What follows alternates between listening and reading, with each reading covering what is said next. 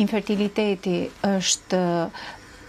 quhet infertilitet kur kemi të paktën një vit për gratë që janë më pak se 35 vjeçe, kurse kur janë mbi 35 e më tej, ne rekomandojmë pritjen 6 muaj dhe më pas fillojmë ekzaminimet. Infertiliteti është primar dhe sekondar. Primar kur nuk kanë arritur të konceptojnë asnjë shtatzani, kurse sekondar kur kemi një shtatzani që ka përfunduar në lindje ose jo, lindje të gjallë ose jo, por nuk po arrin të konceptojë një shtatzani tjetër. Dhe ky i fundit ka një trend mbarbotror që vjen në rritje, kryesisht infertiliteti sekondar.